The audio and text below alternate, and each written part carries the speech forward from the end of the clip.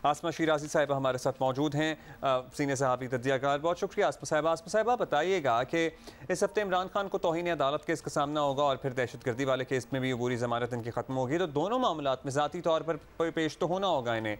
क्या इन दोनों मामलात में इन्हें किसी किस्म का ख़तरा है?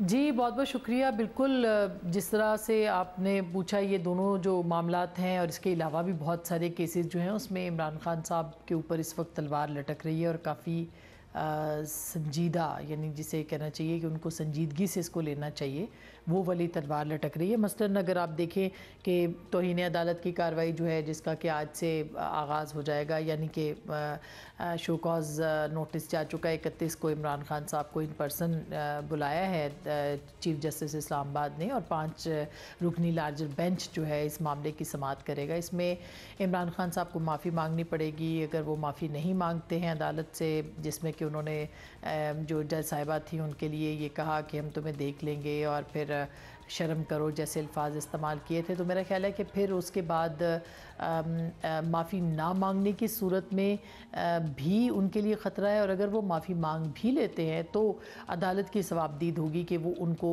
जो है वो माफ़ करते हैं नहीं करते, या फिर ये कि कोई भी सज़ा दे सकते हैं, 1 मिनट की भी दे सकते हैं, अदालत के उठने से पहले तक की सज़ा भी दे सकते हैं, जैसे कि यूसुफ गिलानी साहब को मिली थी। तो इस सूरत में वो नाअहल हो सकते हैं। लेकिन अगर देखा जाए तो ऐसे लगता नहीं है कि कोई बहुत ज़्यादा तौहीन अदालत के मामले के ऊपर फिल फॉर जो है वो इमरान खान साहब को जो है वो रिलीफ़ मिले या उनको सज़ा मिले। अभी ये प्रोसीडिंग्स चलेंगी, कोर्ट में मामला आएगा, इमरान खान साहब की अपनी हाज़िरी होगी।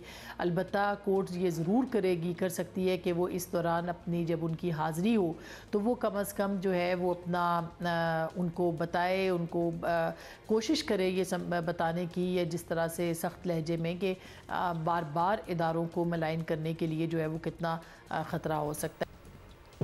अच्छा आसमा, अदालतों में जो होता होगा वो तो ऑब्वियसली पता चल ही जाएगा, लेकिन खान साहब अपनी सियासी सरगर्मियों को किसी तौर पर ब्रेक लगाने को तैयार नहीं है, सैलाब में भी नहीं तैयार।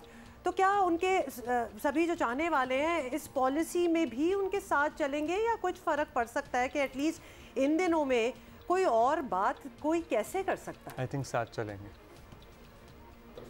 देखिए ये बहुत दिलचस्प बात है कि इमरान खान साहब जो हैं उनको उन्होंने ये बार बार कहा कि वो पाकिस्तान के अवाम के सबसे पॉपुलर लीडर हैं, वो बड़े मकबूल रहनुमा हैं, उनकी मकबूलियत बहुत ज़्यादा है।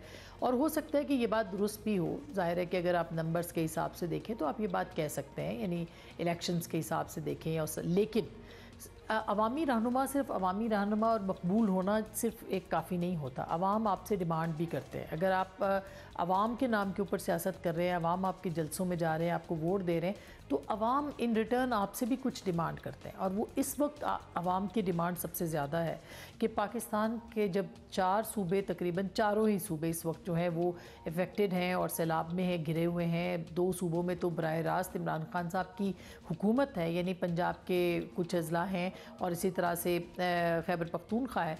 और इमरान खान साहब जो हैं वो अवाम में अभी तक आज के बाद शायद वो निकल आए, या आज उन्होंने कोई टेलीथॉन भी रात को उन्होंने उसका ऐलान किया, लेकिन अवाम में वो नहीं गए हैं, वो पब्लिक के पास नहीं गए हैं। और कल हम सैलाबज़दा इलाकों के अंदर ख़ुद भी थे। अवाम का बहुत बड़ा शिकवा है, खैबर पख्तूनख्वा में कुछ जगहों पे हम गए, उनका शिकवा है कि उनके जो अवामी रहनुमा हैं वो उनके पास नहीं आ रहे हैं।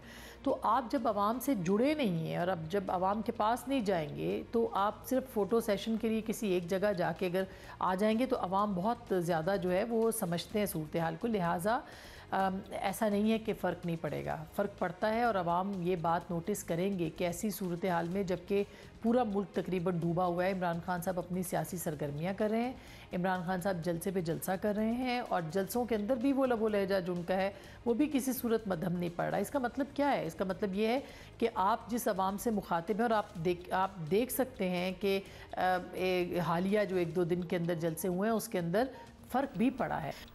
अच्छा आसमा साहिबा, ये बताइएगा कि इमरान खान साहब के लिए एक बहुत बड़ा रिलीफ ये ज़रूर है कि हुकूमत फ़िलहाल कोई बड़ा चैलेंज देने की पोजीशन में नज़र आती है। ख़ासतौर पर मुस्लिम लीग नून के अंदर तो एक तफरीक वाज़े हो ही गई है, अवाम में ये तासुर भी ज़ोर पकड़ चुका है।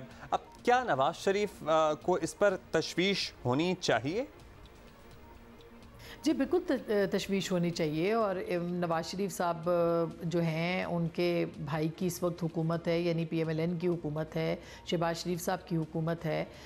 ये जो तफरीक का एक तासुर गया है, इससे PMLN को नुकसान नहीं हुआ, नुकसान बहुत हुआ है। और इसके साथ साथ जो नून लीग के अंदर, यानी नून लीग का जो सपोर्टर है और जो उसका वोटर है, वो इस वक्त जो है ना वो मुतहरिक नहीं है।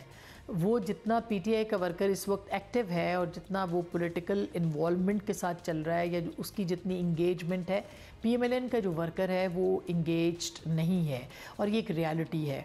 इमरान खान साहब ने अब ये फ़ैसला नवाज शरीफ साहब ने किया है अब ये कि वो कह रहे हैं, आज उन्होंने कल जैसे पैगाम दिया था कि आप बाहर निकलें और मुतासरीन की मदद करें, और मरीम नवाज साहिबा भी मदद करेंगी। तो अच्छी बात है कि अब उन्होंने ये बात कही है, लेकिन मेरा ख्याल है कि वो बहुत पहले कह देना चाहिए था उनको। और ये वो दिन है, यानी सियासत तो होती रहती है, लेकिन सैलाब के ये जो दिन है इसमें आवाम को अपने रहनुमाओं की ज़रूरत है। बहरहाल देर आए दुरुस्त आए, अब वो कह रहे हैं अपनी जमात को, तो वो उनको निकलना पड़ेगा। और ये एक बहुत बड़ा, जिसे कहना चाहिए, मौका भी हो सकता है पाकिस्तान की उन सियासी जमातों के साथ जो कि इस वक्त पोलिटिकली, जिसे कहना चाहिए कि वो समझती हैं कि उनका इस वक्त अवाम में जाना कोई बहुत ज़्यादा सूदमंद नहीं होगा।